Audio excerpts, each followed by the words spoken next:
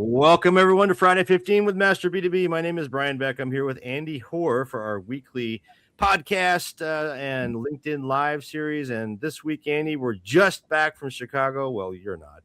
I'm just back from downtown, you mean? That's right. I'm just back from Chicago here in LA. And we had our summit this week. So we're doing a report from the field. Fun stuff, Andy. So welcome to a Friday 15.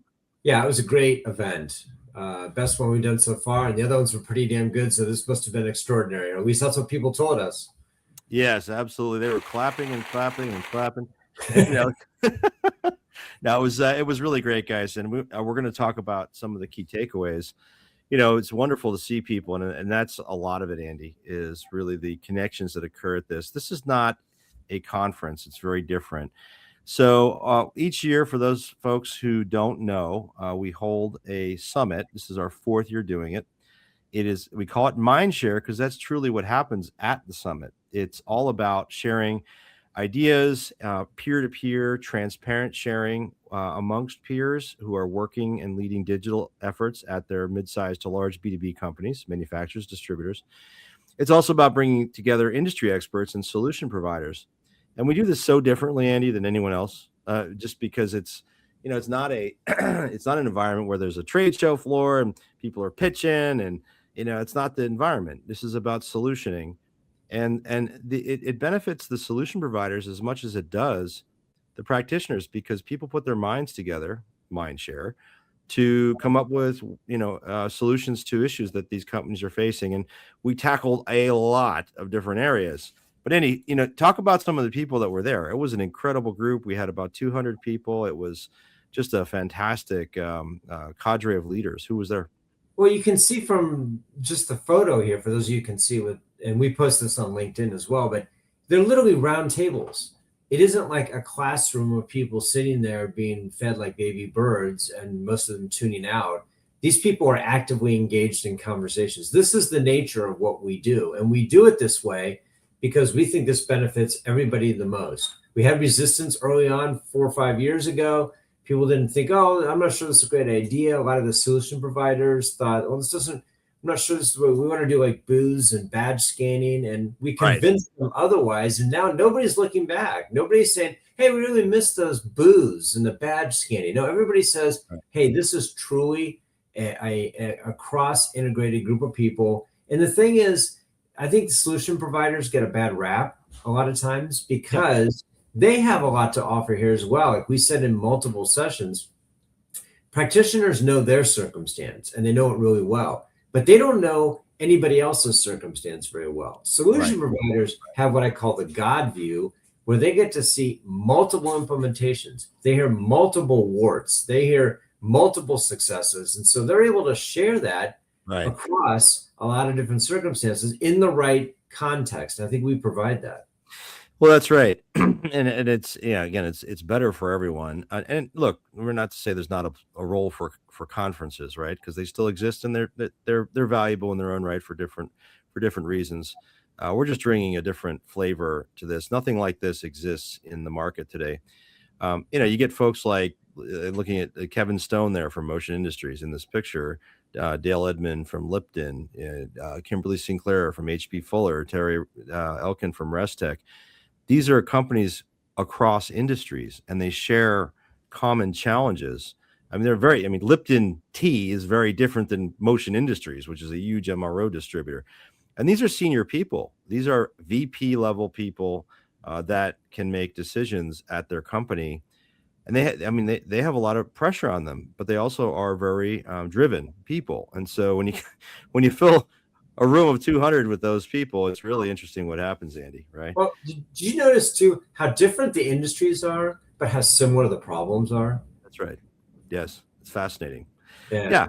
I mean, think about everyone's thinking about AI. Everyone's thinking about staying relevant in the age of LLMs. Everyone's thinking about data, organization, how to hire, how to align the organization, get sales team adoption, prevent things from failing. I mean, we had so many breakout groups. I counted them, Andy. We had 24 roundtable discussions through the course of this event over 2 days. 24. on all different topics. And these are all small group discussions. There were 15 to 20 people in each of those. And so it was really, we found in our feedback that we've been collecting, just people got a lot out of a lot of practical ideas. Our goals were to really to connect people, peer to peer, give practical insights so people could learn, understand what's changing in B2B e-commerce, and then bring those solution providers in so they can help provide that, as you say, God view, and also learn from how other companies have solved the issues. We started the day, Andy, with on day one with our roundtables, what we call table topic discussions. And what I love about this, every year we get the same feedback: make them longer. I think we went almost an hour and a half this time. It's incredible. We started with 40 minutes, I think. And basically, this is just people while going from table to table. We have a table topic leader, and people just talk about that topic. And we have, we're fortunate we have some amazing table topic leaders who facilitate. But the conversations I took, I was a table topic facilitator at one of the tables, Andy. I took like 3 pages of notes based on what Yeah. people were. Incredible. Well, and Because again, it's the context, right? People feel comfortable sharing these things. We're asking questions about what they're planning to do next, what they're struggling with. And we just have this kind of esprit de corps amongst the people there that they are willing and able to share those concerns. And it turns out the more transparent, the more open you are, the more you get out of it. Like if you just go to this thing tight-lipped and say nothing, right, believe it or not, you're not going to get much out of it, right. because it's in the process of sharing that you realize and you can get help. I mean, you realize your problems and you get help. I mean, people would share things like, well, we're struggling with this particular part of our data cleansing process. And somebody else goes, oh, glad you brought that up. We had the same problem. Here's what we did. You might want to consider that. And they start building off of one another. I think that's the secret sauce here, is that people trust the environment they're in and they trust what we're doing here. And it's funny, you mentioned the table topics thing. Well, I think somebody told us 1 year ago or 2 years ago that we should make the entire event just about that. We said, well, we can't run like 2 days of just table topics. But to your point, the more we talk about it, the more people want to hear about it. So who knows? Maybe one day it will just be all table topics. Well, and those folks who attended, we heard from them. What they appreciated, I think, was the fact that we provided an enormous amount of time during the event for people to connect in smaller groups, one-on-one, in those discussions, also to network. But we also brought in and highlighted, folks into some of our folks who are doing some really interesting and leading things on panels. So we had some, sort of quote unquote general session type things where we had, you or I were interviewing folks, and I thought these were really well received. Getting more out of your existing technology. We had a CIO panel. We had several CIOs. Can the CIO and marketing get along? Can we all just get along? We had a really good one on ROI. We had Marta Dalton, Nathan Schatz, and Kimberly Sinclair, who are 3 just tremendous leaders. I think these are big, they're VPs at big companies and driving change at their organization. And part of it is documenting ROI and getting the C-suite aligned. Why is this still a debate at B2B companies? It's insane, but it's true. And then we did a whole discussion. They were out on the floor. We were, interviewing people. It was fantastic. I enjoyed the panels quite a bit. That's what I loved, was the format of having people out there interviewing. I mean, Marta Dalton was walking from table to table, asking people questions and then sharing it with the group. Again, this is the kind of thing that you just can't manufacture. It has to be built organically. There has to be a level of trust there. And, toot our own horn, I think after many years of doing this, we've achieved that. Yep. And we saw it in full motion at the event.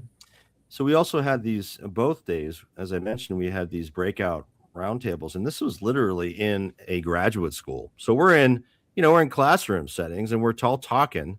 I ran one on negotiating, with the B2B behemoth Amazon business, right?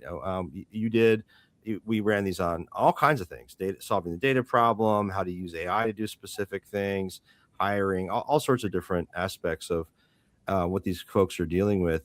But again, this gave folks a chance. Yeah, the one screen here that I ran, which I did with Optimizely, was fascinating. It was about how to make money and save money using AI. And for the most part, it was on the making money front. Hmm. People didn't realize how they were making money with AI. In some cases, they couldn't measure it. Right. But in many cases, what they were really referring to was saving money with AI, which is also making them money. Like I heard repeatedly, we ran this project and we discovered that AI could do this under the right circumstances pretty Right. well. And I said, well, did that generate revenue? Did it save money? And they said, well, we didn't fill a position we were going to fill. So there was Right. a lot of that going on where Right. it isn't like they're firing people or laying people off because AI has come through like the angel of death. That's not what's happening here. But what is happening is that people are discovering they don't need to hire additional people or they're Right. shifting people into different roles. And so that part is, I think, hard for a lot of companies to capture the value of. There was Yep. a whole discussion about what productivity consists of. What exactly is productivity? And some people were suggesting production, like we can do more. And I'm like, yeah, but if we're just putting more info slop out, we had Yeah. a whole big conversation about that where one person said, well, we can produce a lot more content. I'm like, yeah, but is the content good? Yeah. And they're like, well, it's not as good as it used to be. I'm like, well, so then you're just that's production. That's not productivity. And so we had a whole conversation about the difference between those two things. Again, Yep. that was a lot of fun. Yeah, and the one I ran on Amazon Business, Andy, and these kind of conversations happened across all these topics. And that one, it was amazing. We had like several enormous, I mean, $100+ million Amazon brands in the room, and then we had a big distributor, several big distributors in the room, and it was interesting the perspective because the distributor thinks about Amazon more as a competitor.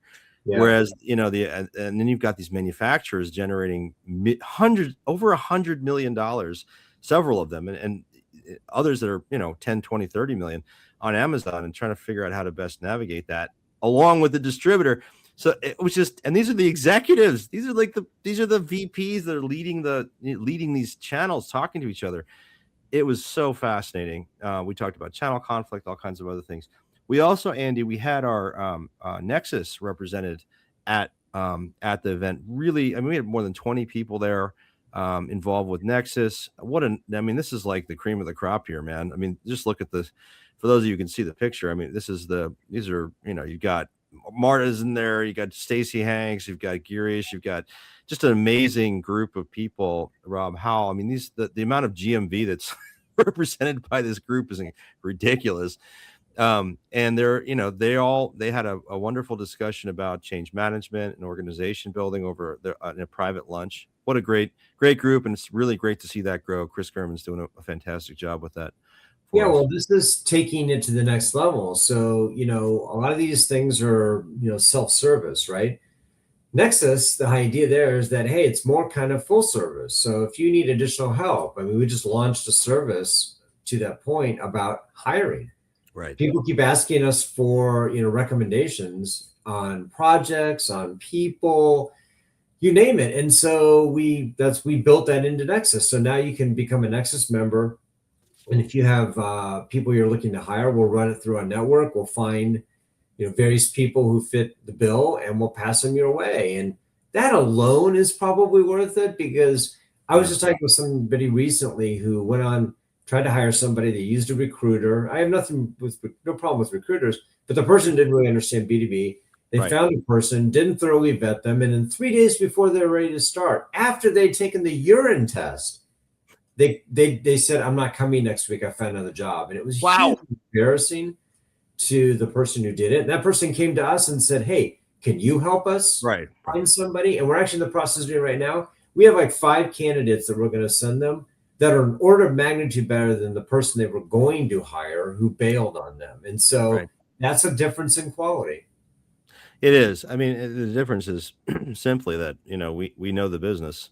We know B2B e-commerce, digital, and we know a lot of the people in the market. So Yeah, it's in many cases, personally, we've known them for years. yes, They're many not of the them. people are going to call up on Friday and say, I'm not coming on Monday. Yeah, and it's at this point it's thousands of people.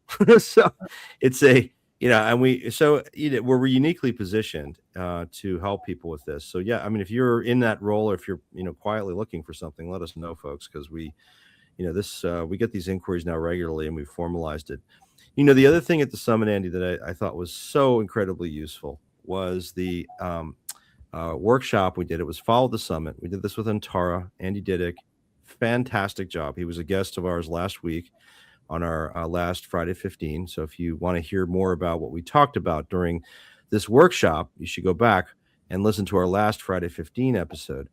But Andy put together a program with us that was all about how to stay relevant in the world of agentic commerce, which is AEO, Answer Engine Optimization. And he took us through this exercise, searching for your company or products in the different LLMs and how you're showing up. And it was like, the room was like, oh gosh, I don't show up. And we did this interactive polling throughout. He gave us some practical tactics we can use. Andy's really a pro at this stuff, and there's not many out there. So we're very thankful and grateful that Andy and his team put this together with us. The phrase I heard repeatedly was eye-opening. Yes. Because many of them did not realize that they were being characterized in these LLMs. And by the way, some of the competitors were stepping in. There was false information about them. Yeah. Yep. All sorts of stuff floating around because it's the wild, wild west. And I think if you don't have a real strategy around this, you don't know exactly how to do this, you need to talk to somebody like Andy, because that's one area where best practices and just a little bit more knowledge than you have can go a long way toward making money and saving money. And by the way, avoiding embarrassment. Well, yeah. And I think it's the early days. I mean, I've been around this industry for a long time, as have you, Andy. I mean, I was doing SEO 20 years ago. That's, natural search engine optimization for Google. And this reminds me of where we were, in 2005, right? Where with SEO, where, you could put up a website and be ranked number one for something on a product basis. I did this, I was in the e-commerce furniture business at the time. We would put up a website around a furniture niche and be number one in Google in like 2 weeks for that category. It was incredible. And it was free money because it was SEO. And we were just getting traffic to our website, and we'd sell bedroom sets and things. And that's where we are with these LLMs. I mean, it's still early. And what did Andy talk a lot about? It's the quality of the content. Right. Because the AI is only as good as the content. And we have people who would say things like, oh, I tried this, what you were suggesting, Andy. I went to, Claude or wherever else. And it's like, and it produced the wrong product. Right. I mean, you would ask a question and it would say, what kind of this or that, and it would come back with the completely wrong product. Was the person, I think it was somebody who works for a school furniture supplier. Yeah, school supplier. And and she said she asked for a chair for a middle school science student, and it came back with like the kind of stuff you use in a business environment, like or whatever, something. Right. So, by the way, Miller Knoll was there, their senior level executive. They were happy about that, but they're like, "Oh, great!" But it's like $1,000 chair. What? They also said in a science class. Yeah, it ain't the chair for that application. But why was that? Because it's still an immature market. The content wasn't tagged properly. The use cases weren't created accurately. These are all the things that you said, early days of SEO. But I think this is more important than that, because I think with a lot of these LLMs, they tend to like content that was produced in a question and answer environment. And I think whoever gets there first has a huge advantage, because it'll build this body of knowledge, right? So 3 years from now, if you've been there for a while, the LLMs are going to be biased toward those who have permanence, who have kind of longevity. And so you get it wrong now, and not only hurts you in the present, it hurts you in the future as well. Well, the funny thing is, I asked Andy D. I said, "Well, Andy, so how do I, what's the best way to develop a strategy around this? Like, where should I submit content if I want to show?" It's fascinating. He's like, "Just ask the engine." Because that's what's different now is you can actually ask, "I want to show up in the engine. How do I do it for these kinds of queries?" And it will tell you. And so it's kind of counterintuitive, but it works. I tried it. I did it yesterday. And for Insiba, I was like, "How do I show up for this search?" And it told me how to do it. I'm like, "I'm going to go do it." A whole bunch of useful strategies and tips that he mentioned that people were writing down feverishly. Oh, yeah. And the thing is, this is constantly changing. So that's good for now. But 6 months from now, 9 months from now, a year from now, it's going to change. Yeah. And so you got to stay ahead of this thing. And I find a lot of people who've got day jobs don't have time to, read all the reports and do all the testing that everybody else, the experts are doing. So this was a great way to translate that for folks. Yeah. And I had people walk out again. Eye-opening was the phrase I heard a lot. Yep. One person called it transformational. I mean, it was really, really good. Yeah, it was awesome. And then, of course, Andy, we love to have fun too, right? So, we built in some fun and some networking. We had a wonderful dinner with about 60 people. It was crazy. And get there. And you remember with the walkover, we had a monsoon and then a hailstorm in like 5 minutes. Yeah, I don't know what you got going over there in Chicago, man. It was ridiculous. 70 degrees when I got there. The next day it was hailing in 30. Like, what the freak? Welcome to Chicago. Yeah, I guess Chicago in March, but no, it was it didn't matter. It was wonderful.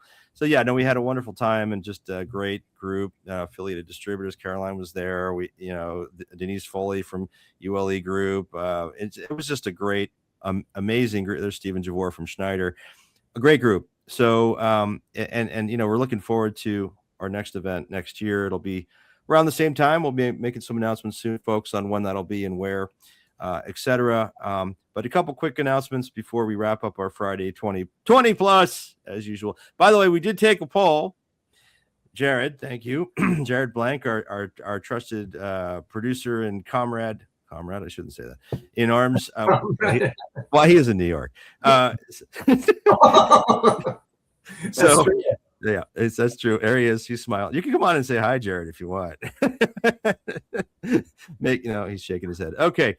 Our producer's mad at us now. So anyway, Jared made an interesting poll. He said he was presenting the state of B2B e-commerce, and he put up a poll and said, hey, how many of Brian and Andy's Friday 15s are actually 15 minutes?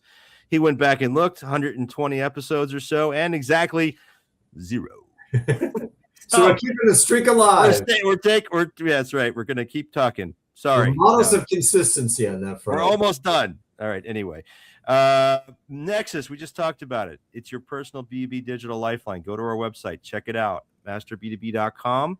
It is expert advice on demand, an amazing group you have access to of expert advisors who are all former practitioners, as well as your peers. We'll connect you with other peers who can help you solve your problem quickly across really any area of B2B digital transformation. It's really a valuable service. It is a paid service for practitioners specifically. I want to remind folks that we have our forum available. Just go to Master B2B and look for forum. We had a lot of folks, there were some folks who didn't know about forum that were at the summit that have joined. We've gotten quite a few new members in the last week. So encourage you to do that. Only practitioners. There's no cost, but you do need to qualify to join us. So submit that. And then finally, I want to remind folks that we have our Friday 15 available in podcast form on your favorite podcast service, as well as on our website. All of our episodes are available there.